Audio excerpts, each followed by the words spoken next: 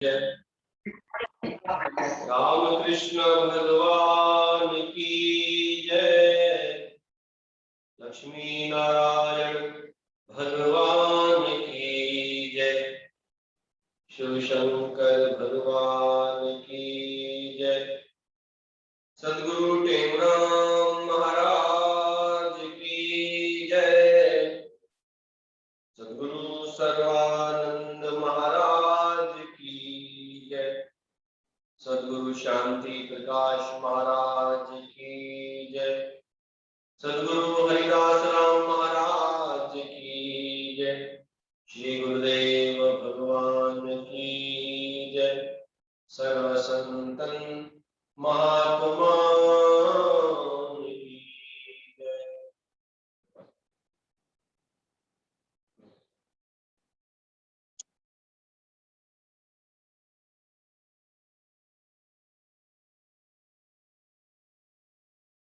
ओम नमो शारदा मात विद्या प्रदेवी करो मेद मेघाय हातंत्रवेणी करुणष्टमो आदिशन्त्याप्त दीजे हरवापकारी हृदय दान कीजे हरवापकारी हृदय दान कीजे। पूर्णेन्दु शोभा परिपूरिताय शुद्धाय शान्ताय गतस्पृहाय भस्मीकृताशेषनिबन्धनाय श्रीटें रामाय नमः शिवाय। श्रीटें रामाय नमः शिवाय। शान्ताकारं भुजङ्गशयनं पद्मनाभं सुरेशं विश्वाधारं गगनसदृशं मेघवर्णं शुभाङ्गं लक्ष्मीकान्तं कमलनयनं योगिविद्यानगम्यं वन्दे विष्णु भवभयहरं सर्वलोकैकनाथं वन्दे विष्णु भवभयहरं सर्वलोकैकनाथं।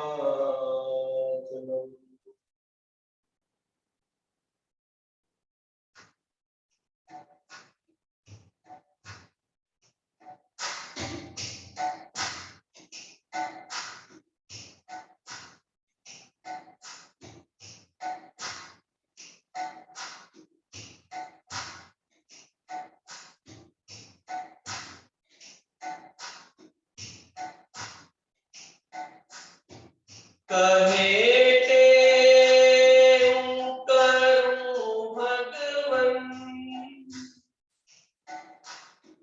तुम्हारा दरस आँखों से कहते करूं भगवन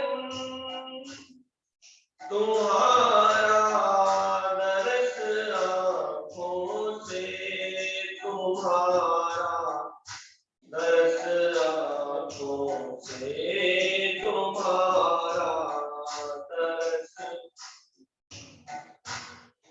यही अभिलाष हृदय की पूजा हो ये तो क्या होगा। यही अभिलाष हृदय की पूजा हो ये तो क्या होगा। भक्ति गुण ज्ञान मन मेरे भक्ति गुण ज्ञान जगाओगे तो क्या होगा। जगाओगे तो क्या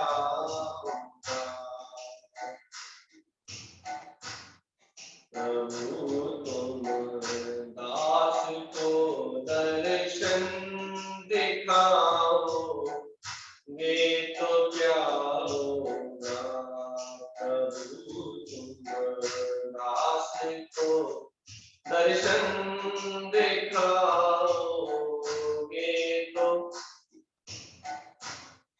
प्रभु तुम दास को दर्शन दिखाओगे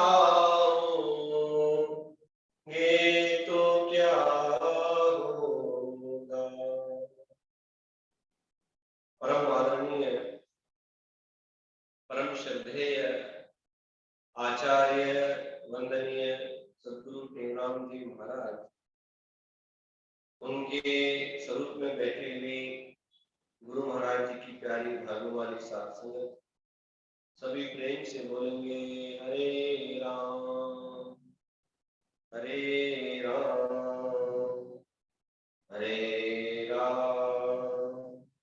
सतनाम साखी सतनाम साखी, प्रेम से बोलेंगे सतनाम साखी।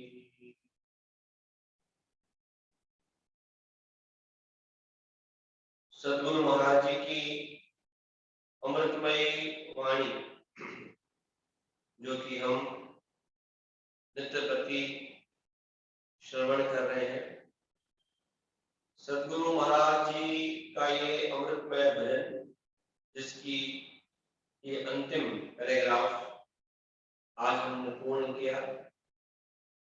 कहे तेऊ करूं भगवन तुम्हारा दरस आंखों से, यही अभिलाष हृदय की बुझाओगे तो क्या होगा। तो भक्त की जो भी शिष्य है, भक्त है, या जिनसे हमारा स्नेह है, जिनसे हमारा प्रेम है, तो उनके जीवन में एक अभिलाष रहती है। अभिलाष मतलब एक इच्छा रहती है। अभिलाष यही मन में तेरा पावन नाम मिले। गुरु महाराज जी का जो वर्तमान गुरु महाराज जी ने उनका भजन बना हुआ है कि अभिलाष यही मन में तेरा पावन नाम मिले, संसार मिले न मिले सतगुरु सुख धाम मिले। कि हे गुरु महाराज, हे भगवान, ये संसार चाहे मिले चाहे नहीं मिले, अभिलाष बना मेरी इच्छा ही है। क्या इच्छा है कि संसार मिले या ना मिले तो भी ठीक, और न मिले तो भी ठीक। संसार मिलने का मतलब है कि संसार की जो इच्छाएं वो पूरी हो चाहे न हो, क्योंकि भक्त तो हमेशा आनंद में रहता है। उसे कोई ये नहीं है कि अगर मेरी इच्छा पूरी होगी तो ही मैं आपको मानूंगा, ऐसा कुछ है नहीं। तो यहाँ पर भी सद्गुरु महाराज जी भगवान से अभिलाष, मतलब क्या, अभिलाष हृदय की, यही अभिलाष हृदय की कौन सी है कि पूजाओगी तो क्या होगा, आपका दर्शन हो जाए जीवन में एक बार। कहे करूं भगवान तुम्हारा दर्शन आंखों से। हम सब भी यही चाहते हैं कि भगवान जो है, प्रेम से बोलेंगे सतनाम साखी सतनाम साखी, इसको उधर करते हैं। हम सब भी जो भक्त हैं यही चाहते हैं कि भगवान का जो दर्शन है वो हम आंखों से करें, क्योंकि कब तक हम मन से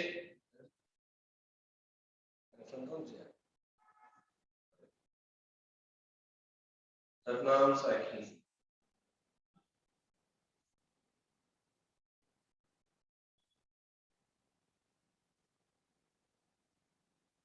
प्रेम से बोलेंगे सतनाम साखी।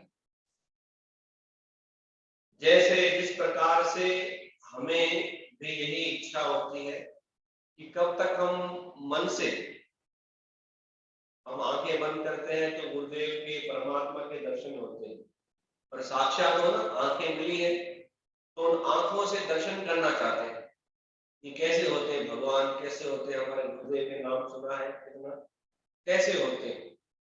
तो यही गुरु महाराज को बता रहे हैं कि कहे तेऊ आखिरी इच्छा जीवन की यही, आपका दर्शन हो जाए। वैसे तो देखा जाए कि जो ज्ञानी होते हैं उनको ज्ञान की प्राप्ति हो जाती है, वो अपने आत्मचिंतन से, आत्म स्वरूप से ही भगवान का दर्शन करते रहते हैं और सुखी रहते हैं। वो तो उनके लिए तो एक ही बात है, कोई बड़ी बात नहीं है। परंतु हम जैसे लोग जो है, हम एक साल अपने गुरु को नहीं देखते हैं तो क्या बोलते हैं कि बड़ा लंबा समय। अभी तो ये सबका ऐसा हाल है, जब से ये कोरोना आया है तब से लेके सबका यही हाल है। सब कहते हैं कि कब हम आएंगे, कब हम मिलेंगे अपने गुरु महाराज से। उनको देखा तो है, सब टीवी पे देखा है, परंतु ऐसे साक्षात जो है वो दर्शन नहीं हुए। तो सबका अभी तो ये हाल है। तो आप समझ सकते हैं कि प्रेम की पीड़ा चाहे छोटी है, इतनी नहीं है। हम अपने व्यवहार के काम में फिर व्यस्त हो जाते हैं, फिर बिजी हो जाते हैं, परंतु ये प्रेम की जो पीड़ा थोड़ी भी आपने महसूस तो की ना, कि 1 साल हो गया है गुरु महाराज के दर्शन नहीं किए, 1.5 साल हो गया है गुरु महाराज के दर्शन नहीं किए। वो बीज तो पड़ा ना हमारे अंदर, पर इसे कहते हैं कि प्रेम की पीड़ा मीरा जाने या जाने एक राधा। वो प्रेम की पीड़ा तो राधा का नाम पड़ गया, पर ऐसे राधा माता जैसे अनंत भक्त हैं, उनके जैसे तो नहीं हो सकते हैं, परंतु हमारे अंदर थोड़ी बहुत तो वो पीड़ा है, देखा नहीं। क्यों? कि हमारा अपने सद्गुरु से, अपने गुरु से, अपने संतों से प्रेम है। तो जहां प्रेम आ जाता है ना, वहां पे फिर पीड़ा अपने आप आ जाती है। कि प्रेम का नाम ही पीड़ा और पीड़ा का नाम ही प्रेम है। दोनों एक दूसरे के अपोजिट है। तो जहां प्रेम है वहां बिछड़ना है, वो निश्चित है, निश्चित। उसमें तो कुछ भी, कोई भी डाउट है ही नहीं। जहां प्रेम है वहां बिछड़ना निश्चित है। और उस बिछड़ने को नाम ही पीड़ा। जो पीड़ा को महसूस करता है, जैसे गोपियों ने भगवान को बहुत याद करती थी, दिन नित्य प्रति उनका स्मरण करती थी, आंखें बंद करती थी, किसी बात में उनका मन नहीं लगता था। ये प्रेम है। प्रेम से बोलेंगे सतनाम साखी। तो आज आपको जो हमारा प्रसंग चल रहा है भक्तमाल का, भक्तों की कथाएं हम रोज सुनते हैं कि जितना हमारे अंदर, जीवन के अंदर प्रेम है, तो उस प्रेम को और कैसे हम बढ़ाएं। तो भक्तों की कथाएं सुन सुन के और प्रेम की जागृति होती है। ऐसी ही एक भक्त की कथा द्रौपदी माता की है ना, आपने सब सुना होगा द्रौपदी माता का। तो वो भी भगवान से उनका बहुत प्रिय, द्रुपद की कन्या थी वो, और यज्ञ से उत्पन्न हुई थी। तो उनका भी भगवान से बहुत प्रेम था और भगवान को अपना सखा मानती थी। सखा माना मित्र मानती थी। देखो ये तो हमारे जीवन के ऊपर निर्भर करता है कि हम अपने भगवान को, आराध्य को क्या मानते हैं। जिस प्रकार से हम उनको भजेंगे, जैसा भाव रख के उनको भजेंगे, तो वैसा ही हमें उनकी प्रेम की प्राप्ति होगी। तो द्रौपदी जी ने भगवान को सखा रूप माना, ये मेरे मित्र है। अब आजकल के जीवन में हम देखें, अगर देखा जाए, मैं आपसे अगर पूछूं कि आप मित्र की परिभाषा बताइए, मित्र कौन?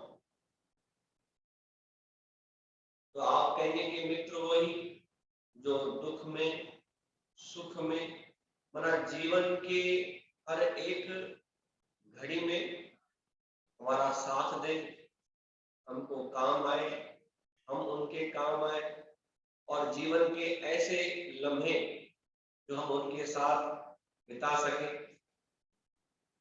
हमारे जीवन की हर एक जो भी बात है उन्हें मालूम हो और उनको उनकी हर बात में मालूम हो, इसे कहते हैं मित्र। बाकी तो आपको चलते फिरते रोज नए मित्र बनेंगे, रोज बिछड़ेंगे, परंतु शास्त्रों में मित्र की भी परिभाषा बताई गई कि मित्र मित्र माना आपका सहयोगी कैसा होना चाहिए। तो भगवान को मित्र बना लिया। संसार के मित्र बहुत हैं और संसार के मित्र क्या हमें काम आते हैं? आप ना नहीं बोल सकते हैं, काम आते भी। जिसका हृदय निर्मल हो, जिसका हृदय निर्मल हो और वो हमारा मित्र हो तो काम आएगा। जात पात पूछे नहीं कोई, हरि को भजे सो हरि का हो। तो उस मित्रता में कोई जात पात नहीं देखी जाती। मैं तो नाम नहीं लूंगा, जात पात का मतलब समझते हैं कि ये जाति का है, वो जाति का है, वो मित्रता में चलता ही नहीं है। परंतु उसमें भी सूझबूझ चाहिए, उसमें भी सूझबूझ चाहिए कि हम उस मित्रता में अपने धर्म को तो नहीं भूल रहे हैं। अगर उस मित्रता में हम अपने धर्म को भूल रहे हैं और अपने संस्कार भूल रहे हैं तो ऐसी मित्रता भी काम की नहीं। मित्र कहे कि आप अपने धर्म में स्थिर रहो, जो आपका संस्कार है आप उसमें अपना काम करो, मुझे अपना धर्म निभाने, पर हम मित्र हैं। तभी तो कहा गया कि जात पात पूछे नहीं को, हरि को भजे सो हरि का हो। कौन है भगवान का? भगवान पूछते नहीं कि जाति क्या है, पाति क्या है, कुल क्या है, वर्ण क्या है, कुछ नहीं पूछते। जाति वर्ण कुल कर्म न देखा, प्रेम के हाथ बिकाए। भगवान तो प्रेम के हाथ से बिक जाते हैं, नहीं देखते हैं कि कुल क्या है, जाति क्या है, वर्ण क्या है, नहीं देखते। जहां प्रेम आ गया वहां पे भगवान, उनका कोई मोल ही नहीं है। उस समय तो भगवान कहते हैं कि मैं तेरा हो गया बस। पर आजकल जो हम देख रहे हैं ना, हम कहते हैं कि ये हमारे मित्र है, कहते हैं ना ये हमारे मित्र है, पर उस मित्र की परिभाषा जब तक हम नहीं जानेंगे तब तक हम कह नहीं सकते हैं कि हमारे मित्र। संसार में हमको थोड़ा बहुत काम आएंगे, उस समय काम आने चाहिए जब हमें बहुत आवश्यकता, वो मित्र है। तो ये सखी है ना, इसका नाम है कृष्ण था।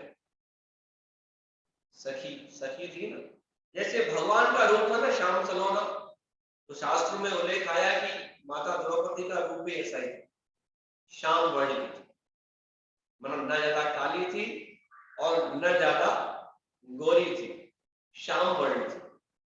तो भगवान के जैसे ही दिखती थी और वो भगवान को अपना मित्र मानती थी।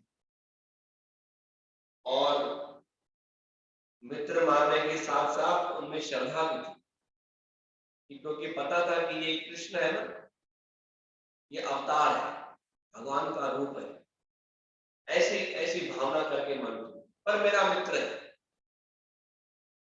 बहुत बड़ी कथा है, बहुत बड़ी कथा है। मैं आपको समझा नहीं सकता हूं कि द्रौपदी और भगवान का रिश्ता शास्त्रों में बताया गया है, परंतु उन शब्दों में नहीं आ सकता। ऐसा ऐसा अनोखा रिश्ता प्रेम वाला। और देखो, आप एक बात को ध्यान में रखें कि जब एक लड़का और एक लड़की मित्र होते हैं तो संसार क्या मानता है ना? ये भी तो बात है ना यहाँ पर। क्योंकि देखो, सत्संग ये नहीं है कि हम आपको उन बातों से दूर रखें। भाई लोक लजा भी तो है, लोक लजा, कुल लजा, वेद लजा, हम उसको तो ध्यान में रखेंगे ना। तो ये लोक लजा है, भाई लोग क्या कहेंगे, होता है ना ऐसा। भाई जहां पे एक समझो एक लड़का और लड़की मित्र होते हैं तो लोग क्या बोलते हैं, है तो मित्र, उनका रिश्ता बहुत पवित्र है, परंतु सोचने वाले क्या सोचते हैं, ऐसा ही होता है संसार में। तो उसे कहते हैं कि लोग की लज्जा, लोग क्या कहेंगे। तो यहाँ पे द्रौपदी ने कुछ नहीं सोचा, कुछ भी नहीं सोचा, भगवान को अपना मित्र ही माना। राजा लोग, मंत्री लोग, बहुत सारे लोग मानते हैं कि ये मित्रता कैसी है। द्रौपदी का विवाह हो गया, परंतु उनके पतियों ने भी नहीं रोका, वो भी उनमें श्रद्धा रखते थे। ये भी, ये जैसे हमारे पत्नी के मित्र हैं तो हमारे भी सखा है, ऐसे मानते थे। प्रेम से बोलेंगे सतनाम सखी। जहां पे ज्ञान होता है ना, ज्ञान का मतलब समझते हैं समझ, जहां पे अच्छी समझ होती है वहां पे रिश्ते बहुत अच्छे से निभाए जाते हैं। अब यहाँ पे द्रौपदी के 5 पति पांडव अगर इस रिश्ते को नहीं समझते तो घर में क्या होता, घर में कलह होती ना कलह। कौन बर्दाश्त करेगा, कोई नहीं करेगा। परंतु मैं आपको फिर से एक बात कहता हूं कि ये जो संबंध होते हैं ना, इन संबंधों को समझना, अपने ज्ञान से समझना। जितना आप अपनी बुद्धि को दौड़ाओगे फिर आपको समझ में आएगा कि ये संबंध है। तो द्रौपदी भी ऐसी थी, विपदा आ गई, किसके ऊपर नहीं आती है विपदा, हर एक मनुष्य के ऊपर आती है। इस धरती पर जिसने जन्म लिया उन सबके ऊपर आती है। प्रेम से बोलेंगे सतनाम साई, सतनाम साई। तो आपने संत महात्मा महापुरुष सत्संग के माध्यम से द्रौपदी का जो जीवन है वो सबको सुनाते हैं, हमने पढ़ा भी है। उस समय, जिस समय द्रौपदी अपनी सारी लाज खो रही थी, भगवान को याद किया। ये अब जो है ना, क्योंकि क्या होता है कभी कभी इंसान भूल जाता है ना, बहुत जल्दीबाजी में और कुछ कारण से भूल जाता है। तो द्रौपदी की शादी भी हो चुकी है और उसे इतना गर्व है अपने पतियों पर, होना भी चाहिए। 5 पति हैं, कोई धनुष विद्या में निपुण है, कोई गदा में, ना उनका तो कोई मुकाबला ही नहीं है। तो ऐसे पतियों की पत्नी तो कोई मार सकता है, कोई हाथ लगा सकता है, कुछ नहीं कर सकता है, पर वो भी हुआ। आप सभी को कथा मालूम है पूरी। कहने का मतलब इतना ही है कि उस द्रौपदी ने भरी सभा में सबको याद किया।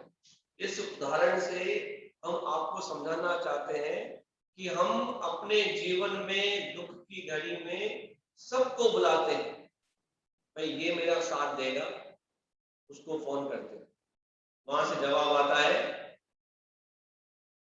भाई मेरे पास तो कुछ भी। देखो इंसान के पास हजारों बहाने हैं, हजारों। और कई लोग तो ऐसे एक्सपर्ट होते हैं कि ऑन द स्पॉट आपको बहाना बता देंगे, उनका दिमाग चलता ही इसीलिए। प्रेम से बोले कि सतनाम साहिब। कई लोग तो ऐसे आपको पागल बना के जाएंगे फट से, अरे ऐसा ऐसा कर, मेरा तो ऐसा काम है। और क्या बोलेंगे दूसरे को कि मैं तो इनको घुमा के आ गया, अब तू जा, मैं तो इसको घुमा के आ गया, अभी तू जा।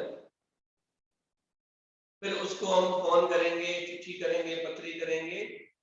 जिस जिस पे हमारा भरोसा था, जिस जिस पे हमारा विश्वास था, सबने, कोई नहीं आता, कोई आया भी नहीं द्रौपदी के पास। आप विश्वास नहीं करेंगे उस समय कितने महारथी वहां बैठे थे। अगर मैं एक एक का जीवन आपको बताऊं तो आपकी आंखों में से आंसू बह जाएंगे। ये संत महात्मा जो है ना, ये पूरा द्रौपदी का चरित्र बताते नहीं है। क्यों? कि अश्रुओं की धारा रुकेगी नहीं। कि भरोसा, अरे हम जिन पे भरोसा करते हैं वो वो व्यक्ति हमें उस दुख की घड़ी में नहीं काम आते हैं। पर कहते हैं कि भरोसा जिसी का भगवान पे है, उसे कोई चिंता न करनी पड़ेगी।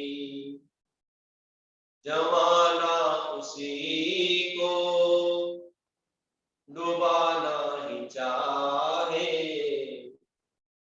मगर नाव उसकी तरेगी तरेगी।